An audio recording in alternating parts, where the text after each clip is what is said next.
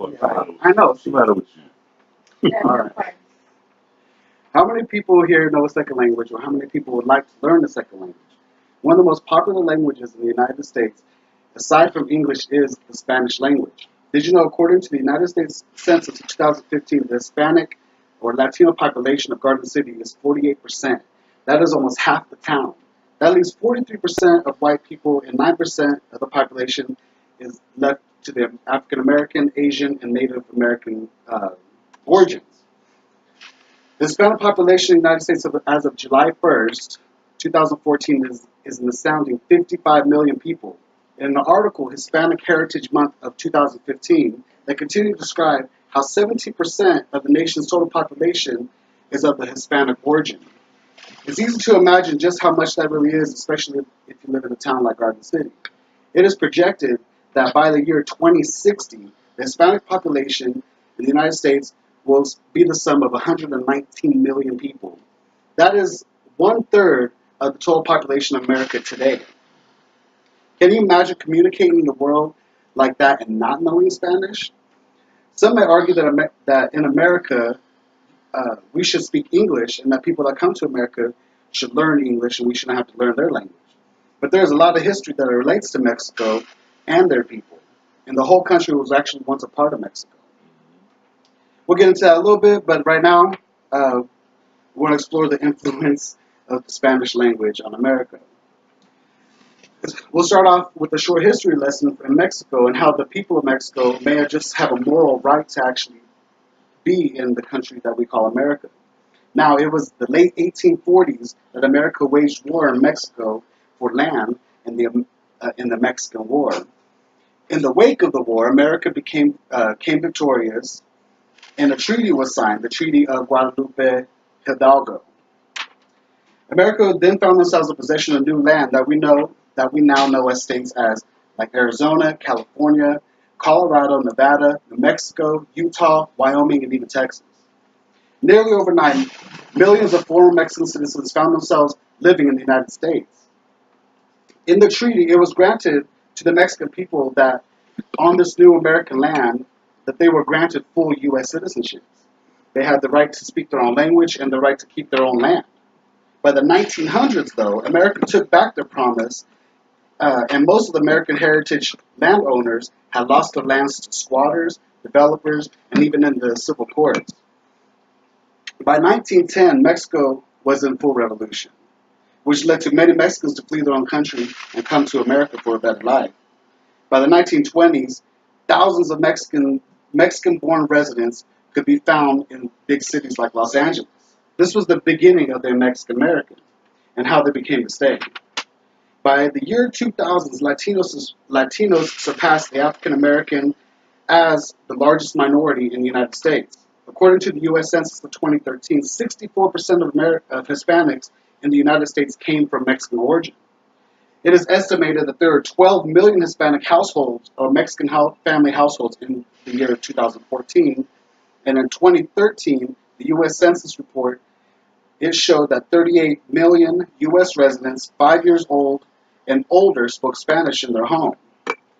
That was a reported 120% increase since 1990, when there was only 17 million Mexicans in America.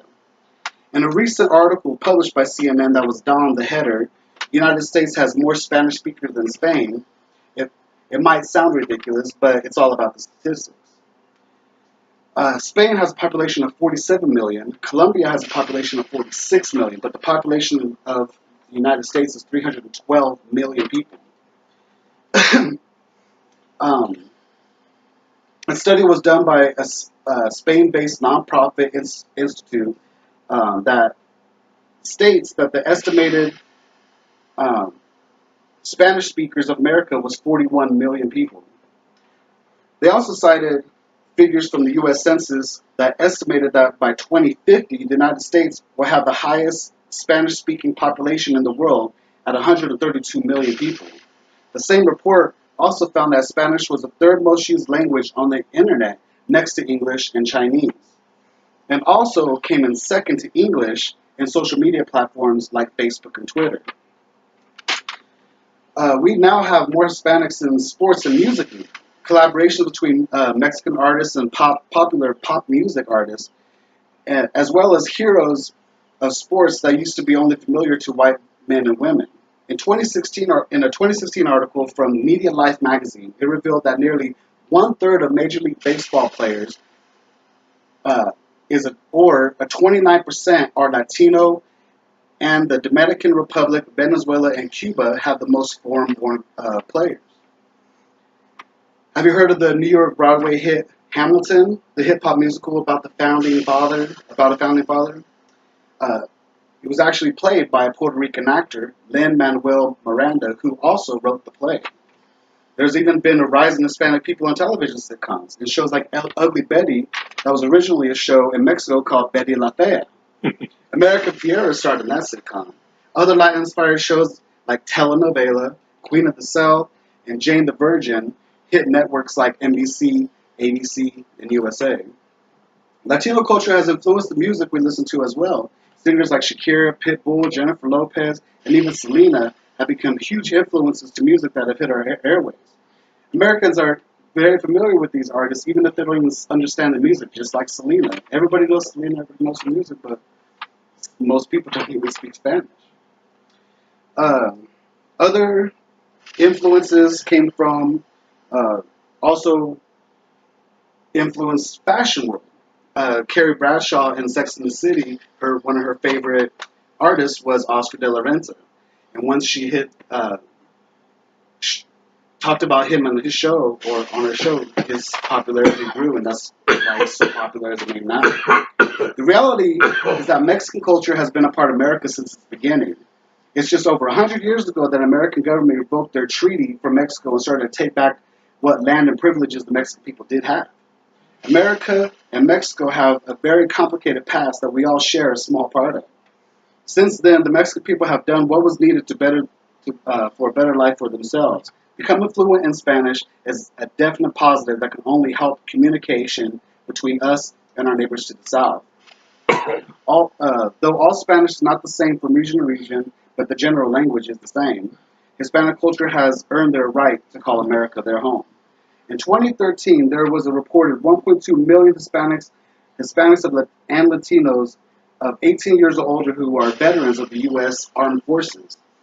They also put in work, too. 67% of Latino population 16 years and older were in the civilian labor force as of 2013. These possible co-workers are for you or me or anyone that holds jobs. Latinos also make the best of the privileges that America has to offer. 4.2 million Hispanics 25 and older have received a bachelor's degree as of 2013 as well. New friendships and bonds can even be made with someone you have never thought you could be friends with thanks to a new language. I suppose my real main point is that the Hispanic culture and language is not going away in America anytime soon, no matter how hard President Donald Trump tries. Like the old saying goes, if you can't beat them, join them. I know in the near future I'm going to take steps towards learning Spanish and hope to one day feel fluent enough to carry on the conversation of a native speaker.